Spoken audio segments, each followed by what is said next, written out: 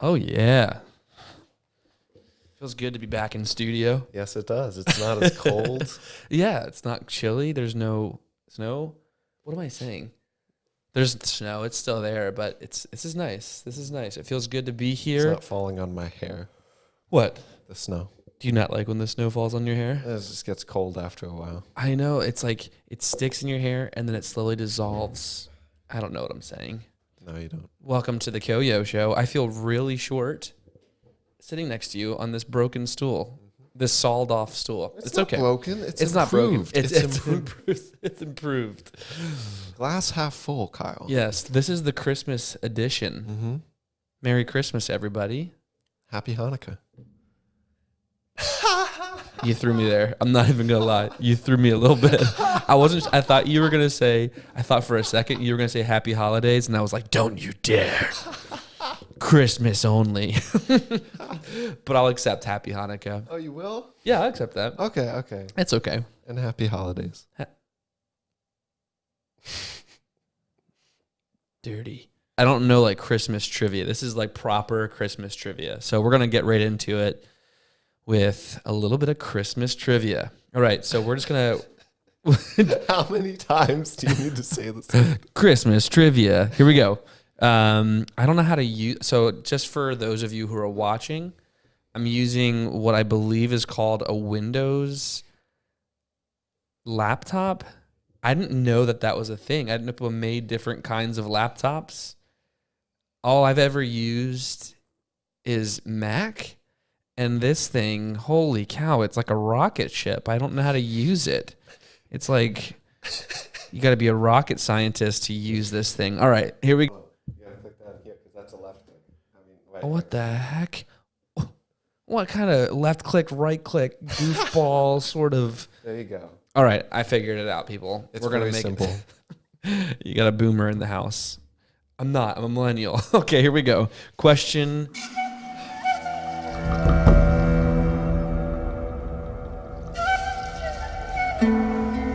The real Saint Nicholas was born in what modern day country?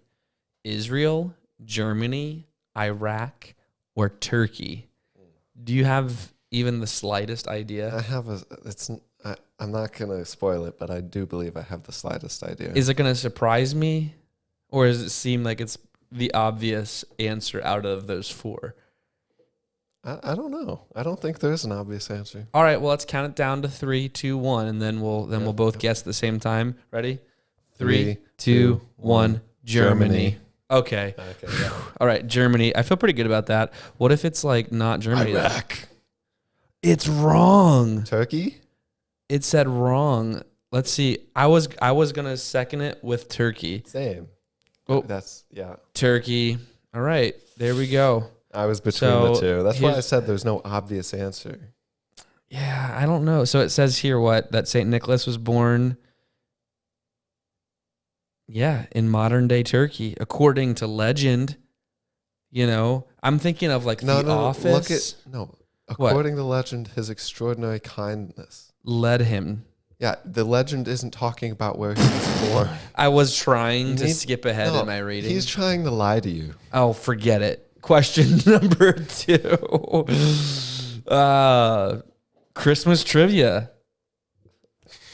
Rudolph, speaking of, I've been playing Fortnite and we're done with this. No one signed the petition. No one signed the petition, which means I can still talk about it.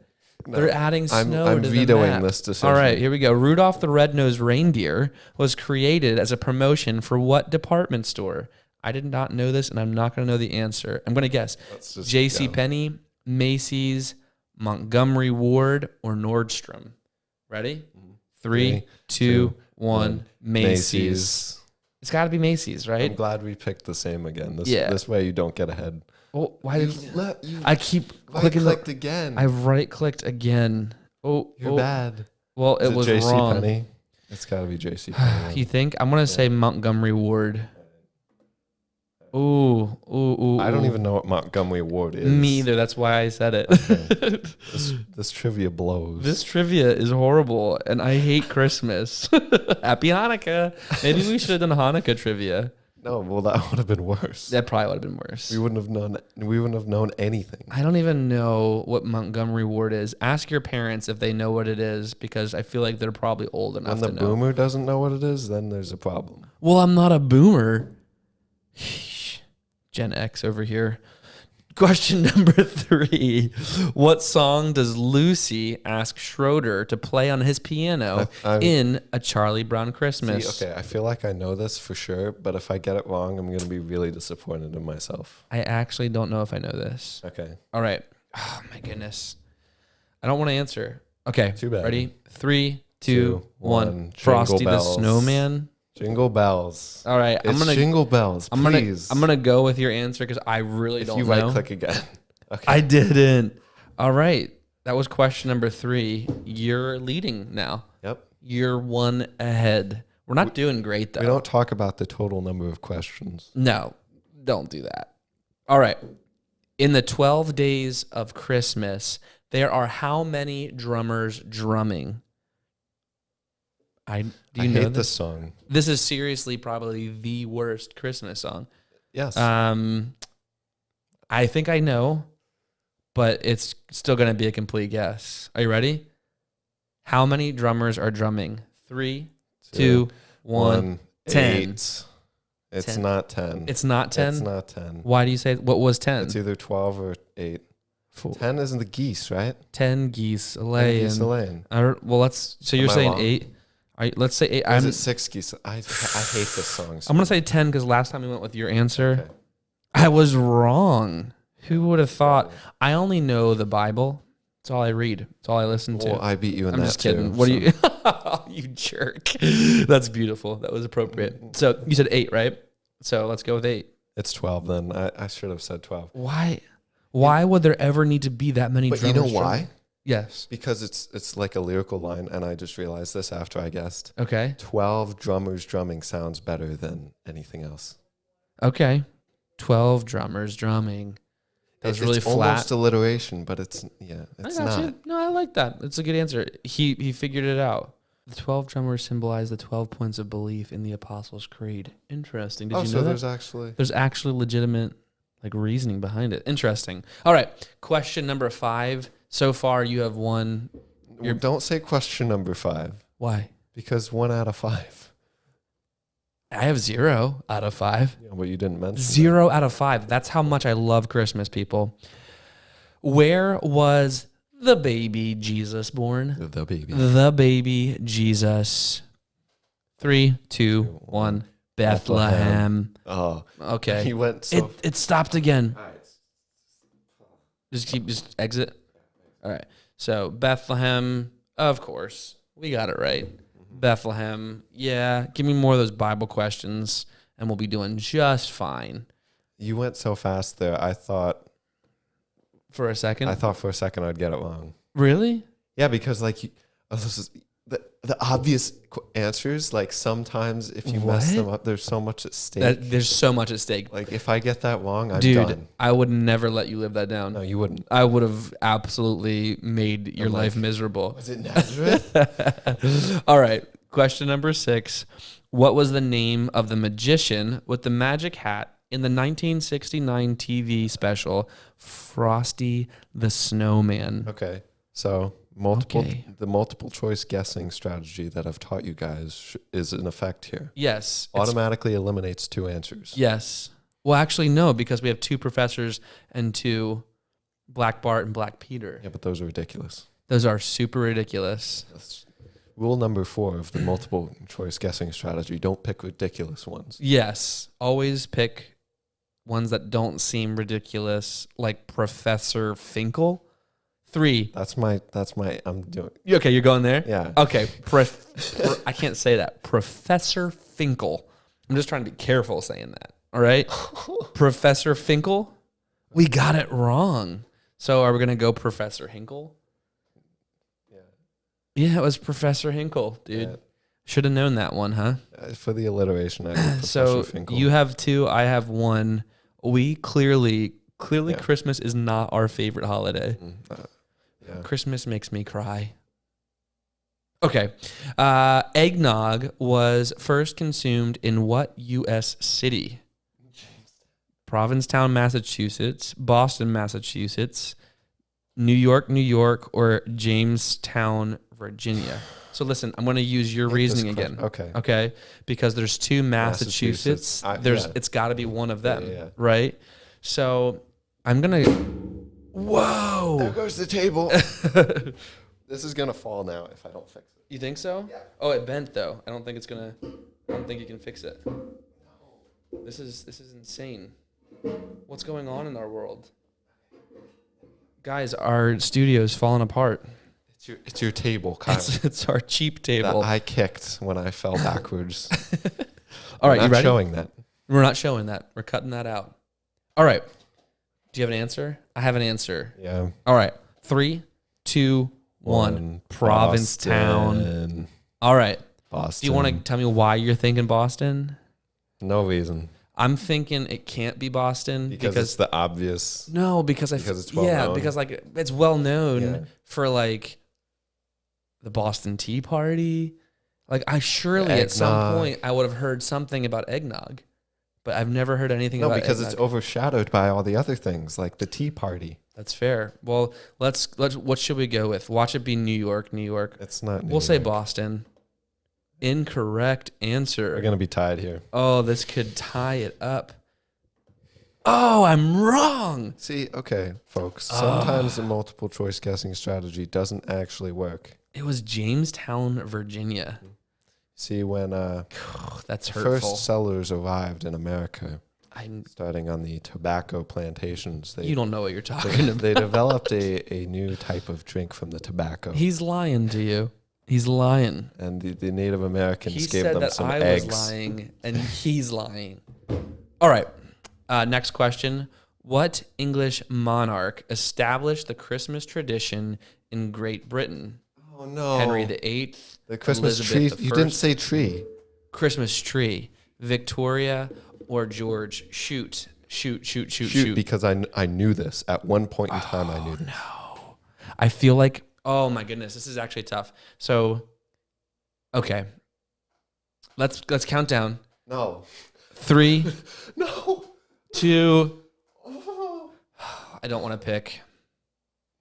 1. Henry VIII. the eighth. However many that is. So I know Henry. it. I know it was a king. I know it wasn't a queen. I know it was a king. I just was a coin toss between Henry and George, or Jorge, however you want to say it. Let's go. We both had Henry VIII, so let's check it out. We were both wrong. Watch me and my smartness knowing it was a king be completely wrong. So much for knowing. Oh my goodness. So it wasn't either George or Henry. So I guess I'll just keep going here. Elizabeth? It was Victoria. England didn't get on the Christmas tree bandwagon until 1848. Wow. With Queen Victoria. Oh, they probably showed that in the series too, which I watched. I thought I was so confident, dude. So confident. There was a series called Victoria on like Amazon or something, and I did watch that a while ago. That's so and they probably had it in there. Oh no. Interesting. Here we go. Next question. What's the score right now? Still 2-1. It's still 2-1 out of 10. This is embarrassing. Out of 8. Oh. I mean, on our way towards 10 is what I was kind of... Oh, yeah. What is the name of Ebenezer Scrooge's deceased business partner? Is it Tiny Tim? No. Jacob Marley? Fezwig? No. Or Bob Cratchit? Do you know? Oh, my gosh. I should know. This is one of the ones where you should know it. I don't know this. I'm not going to lie to you. I don't know it. Should we count it down? Yeah. 3, 2, 1. Bob Cratchit. I don't know. It just sounded like a crazy name. I should just change my answer so that way if I'm right. Like, here we go. Bob Cratchit is wrong. Marley. It's Jacob Marley? It's Jacob Marley. Yep. He's now a tormented spirit. Poor Jacob. Ugh. All right. The only thing that needs to happen here on this would be a Christmas miracle. No, we're not tying. We need to tie. Oh, this is lame. Oh my goodness. Grinch. Next question. But you win. No, but I can't win like that. You can't win like that? There's no honor in winning like that. Yeah, that's not cool. All right, here we go. We're going to do 11. I like how easily you're navigating that webpage now. It's like I'm cruising around. You picked up on it. I'm using. He went to the next page by himself. I didn't need to call my grandson on my fancy jitterbug phone. Do you have a grandson? No. How old are you? I'm 30. Why were candy canes first invented? To decorate the Christmas tree? To hold stockings? To stir coffee? Or for bored kids at church? If that's the case, every week at youth group, we'd have candy canes. That's entirely in the garbage. Okay. Do you know the answer to this? I feel like, practically speaking, one of them makes a lot of sense. Yeah. And right? If you think about it practically, the two that we're thinking about, which I know what they're thinking about. Oh, goodness. It's like, I hate this. I got nothing right. I have reasoning here. 3. So even if I'm wrong. 2. 1. To stir coffee. First, reasoning. Don't click. Okay. All right. To hold stockings. No. How would that be possible? First of all, how? Second of all, you put stockings by a fire and candy canes melt. Right. So what the heck? To decorate Christmas trees, we do that. That's a use now. So it's not going to be why they were first invented, just because of how the question's worded. And it's not the last one. If it's the last one, we're canceling the CoyoSho forever. Oh, goodness gracious.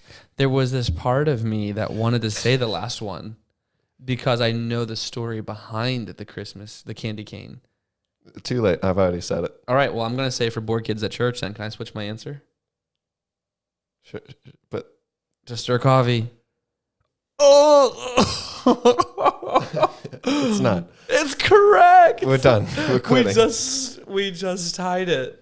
We just tied. You switched your answer. I asked, and you didn't say I couldn't.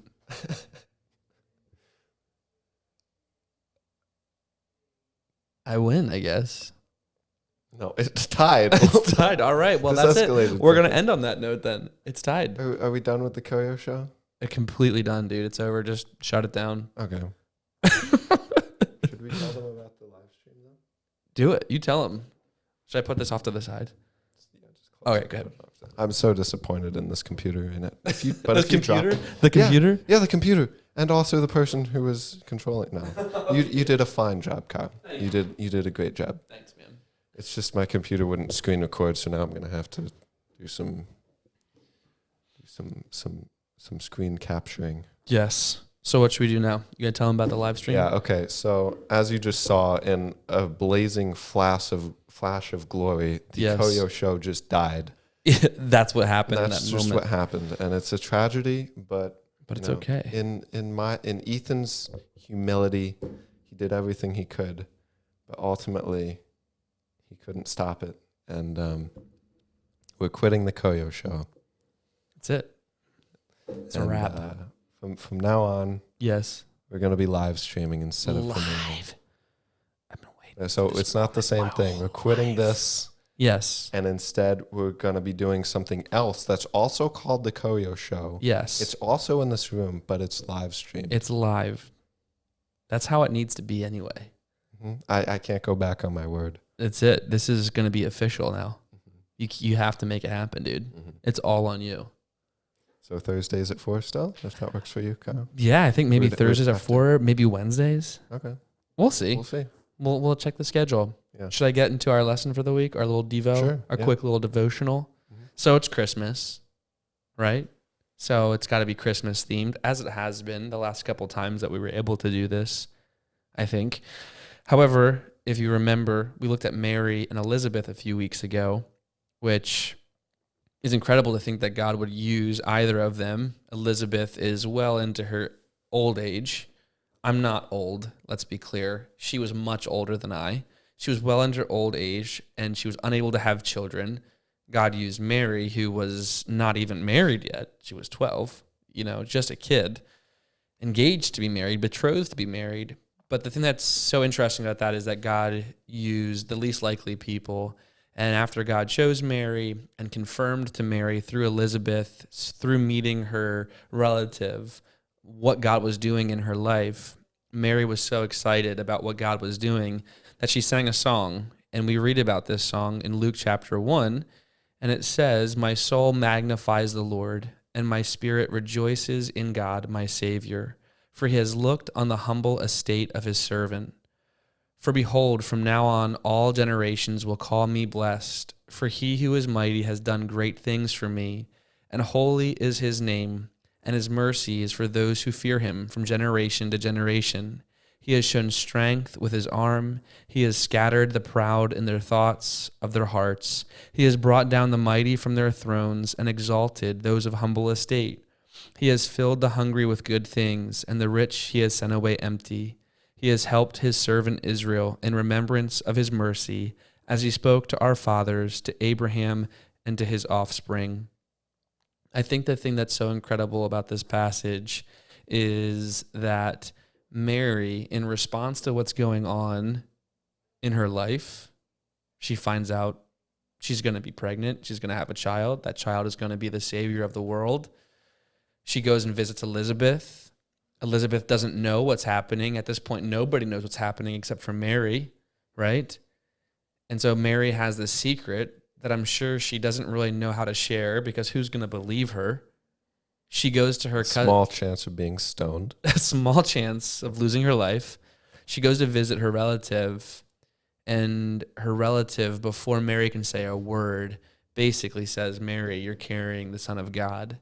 And then Mary breaks out into this incredible song of praise to God. And I think that's a huge lesson to us, is that when God asks us to do hard things, he chooses us, when he provides for us and he provides a community of people for us, we should respond in those moments of life difficulty the way that Mary did, where she said, "My soul magnifies the Lord, and my spirit rejoices in God, my Savior, for he has looked on the humble estate." And then she goes on to say, "For he who is mighty has done great things for me." It's crazy for her to think that in this situation that God has done great things for her, because this is like an impossible situation to navigate.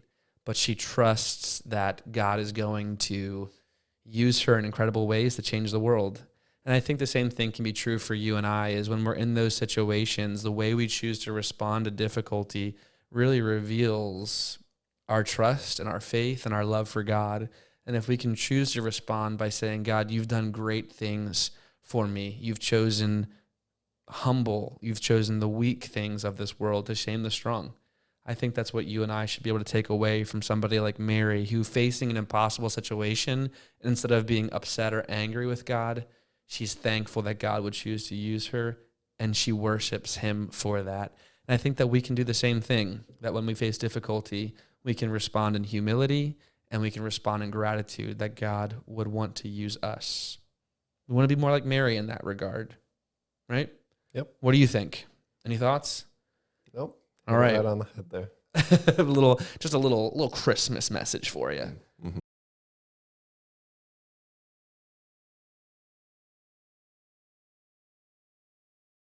And that's the Christmas edition of the CoyoSho. Do you want to send us out?